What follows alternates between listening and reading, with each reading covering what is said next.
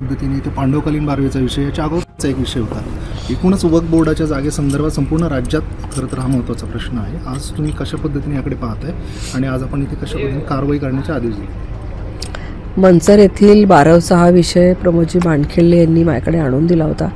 तेव्हापासून आम्ही जिल्हाधिकाऱ्यांकडे याचा पाठपुरावा करतो आहे. सगळे पुरावे हे सांगतायत की ही हिंदूंची बारव आहे, पांडवकालीन बारव आहे. इथे गोमुख आहे, पाणी वाहण्याचं ठिकाण आहे. इथे शिलालेख आहे, त्याचं भाषांतर करून पुरावे सबमिट केलेले आहेत. ही संपूर्ण जागा ही हिंदूंची मालमत्ता असतानासुद्धा या ठिकाणी रोज उठून नवीन बांधकामं होतात. जिथे मजार नव्हती तिथे मजार आली, त्याला खोली नव्हती ती खोली आली, त्याच्या आजूबाजूला राहायला म्हणून नव्याने खोल्या बांधून तिथे लोकं राहायला आली. थडगी नव्हती ती नव्याने थडगी सदृश एक तिथे पांढऱ्या रंगाचे दगडचं एक आरेखन केलेलं आहे की जसं काही याच्या खाली कोणातरी पुरलं आहे. 2 महिन्यापूर्वी ती जागा सर्वे केली होती. तहसीलदार आले होते, प्रांत आले होते, त्यांनी ती सगळी जागा तपासलेली आहे. जिल्हाधिकाऱ्यांनी त्याच्यावर आदेश केलेले आहेत. त्या जागेवर शासकीय मालमत्ता असल्याचा सातबाऱ्यावर नावं लागलेली आहेत शासनाची. पुन्हा एकदा असं असून सुद्धा इथे काय चाललं आहे, हे आंधळं दळते आणि कुत्रपीठ खाते हा प्रकार इथे चाललेला आहे. हिंदूंची जागा अशा रीतीने देशभरामध्ये वक्फ म्हणून घोषित केलं जातं आहे. आपण बघितलं असेल की ज्यावेळेला स्वातंत्र्य मिळालं आपल्या देशाला तेव्हा फक्त 35,000 वक्फ प्रॉपर्टी होत्या आणि आता 10 लाखापेक्षा जास्त प्रॉपर्टीज या वक्फ म्हणून घोषित झालेल्या आहेत. 40 लाख एकर जागा ही वक्फ म्हणून घोषित केलेली आहे की ज्या जागेचे कुठल्याही प्रकारचे डॉक्युमेंट्स हे कोणीही देऊ शकत नाही. मी राज्यसभेमध्ये सुद्धा ह्याचे पुरावे दिले होते की वामसी पोर्टलवर जी वक्फ म्हणून जागा दाखवली जाते, कुठेही देणाऱ्याचं नाव नसतं, घेणाऱ्याचं नाव नसतं, एकर शून्य लिहिलेला असतो. ही जागा तारीख नोंदवलेली नसते. अशा रीतीने रजिस्ट्रेशन होतं कसं? शासकीय रजिस्ट्रेशन अशा प्रकारे कसं होईल?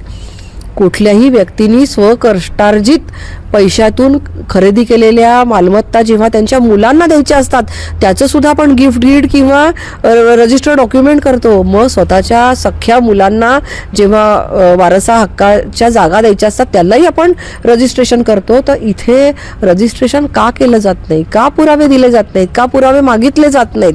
पुरावे नसलेल्या जागांवर का कारवाई केली जात नाही? हे सगळे मुद्दे उपस्थित होतात. तसाच हा एक मुद्दा आहे. आता या ठिकाणी आम्ही 8 दिवसाची मुदत दिलेली आहे, नाहीतर हिंदू धर्मीय कार सेवा करतील आणि आपली हक्काची जागा पुन्हा मिळवतील. आत्ता आपण पाहिलं की तुम्ही तिथे रंग देण्याचा प्रयत्न केला, हिंदूंचा फोटो लावण्याचा प्रयत्न केला, तुम्हाला तिथं अडवणूक केली गेली. का अशा पद्धतीने अडवणूक झाली आणि तिथे जर असं अतिक्रमण होत असेल तर आता अजून किती दिवस वाट पाहणार? हाच प्रश्न माझा शासनाला प्रशासनाला आहे की जर का ते न विचारता मजार बांधतात, न विचारता भिंत बांधतात, न विचारता रंग लावतात, त्याला न विचारता बोर्ड लावतात, त्याला कोणी अडवत नाही. मग मी तिथे ओम लिहू इच्छित होते, मला का अडवताय? ही आमची हक्काची जागा आहे, याचे लाखो पुरावे आम्ही तुम्हाला देऊ. आम्हाला तिथे ओम लिहायचं आहे, आम्हाला मात्र बंदी. आणि न विचारता ते मात्र काहीही करतायत. रोज उठून तिथे नमाज पडतायत आणि त्यांचा तर कायदाच आहे, ज्या ठिकाणी आम्ही एकदा नमाज पडला की ती जागा आमची हक्काची झाली. माझा प्रशासनाला इशारा आहे. त्यांनी आता मला 8 दिवसात आम्ही ही कारवाई करू असं सांगितलेलं आहे. 8 दिवसात ही कारवाई त्यांनी करावी. कायदा आणि सुव्यवस्था बिघडण्याची चिन्ह आहेत. एकूणच जर परिस्थिती बिघडली नाही, ही अशी धमकी कोणी कोणाला देऊ नये. कायदा सुव्यवस्था मुसलमानांमुळे बिघडते. ज्या वेळेला आमचे हिंदूंचे सण असतात, गणपती उत्सव असतो आणि गणपतीचं मिरवणूक चालू असते तेव्हा हे दगडफेक करणार. कायदा व्यवस्था बिघडवणारा हिंदू कधीच नाही आहे. हिंदूंनी कधीही कुठल्याही देशावर अतिक्रमण करून आम्ही आक्रमणकारी नाही हे इतिहासाने सिद्ध केलेलं आहे. आम्ही कोणाच्याही जागा बळकावत नाही, कोणालाही त्रास देत नाही, कोणालाही कंपल्सरी धर्मपरिवर्तन करायला लावत नाही. हिंदू हा सहिष्णू आहे, पण आमच्या सहिष्णुतेचा अंत त्यांनी पाहू नये. शिवनेरीवर जे भाषण केलं त्याच्यामध्ये तुम्ही हिंदूंकडूनच खरेदी करावी आणि लोकांना ओळखायला शिका असा इशारा वजा सल्ला दिलेला आहे. माझं स्पष्ट म्हणणं आहे की बांगलादेशामधून आलेले रोहिंग्या या ठिकाणी ज्यांना आधार कार्डसुद्धा नसतं किंवा आधार कार्ड बांगलादेशामधून बंगाली भाषेतलं असतं त्याच्यावर तारखा या रिसेंट असतात.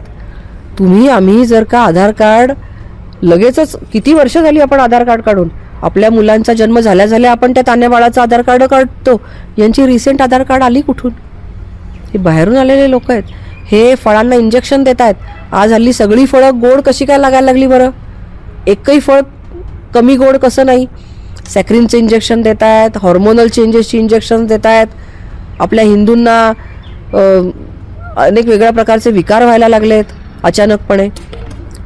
हे कशामुळे होतं आहे याची माहिती घेण्याची आवश्यकता आहे, सतर्क राहण्याची आवश्यकता आहे.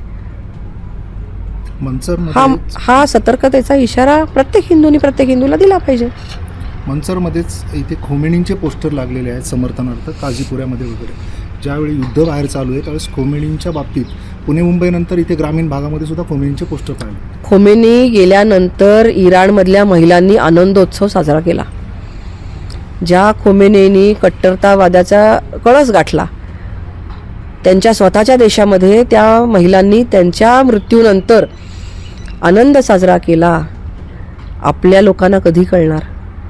भारतामधल्या मुस्लिम दार्जिण्या अशा काही पक्षाच्या नेत्यांना हे कळत नाही आहे. त्यांच्या पक्षाचे नेतेच इराणवरून आणखीन कशावरून तरी गळे काढतायत, रडतायत. त्यांनाच हे कळत नाही. त्यामुळे त्यांच्या इथे चेलाचपाट्यांना ते कळत नाही आहे.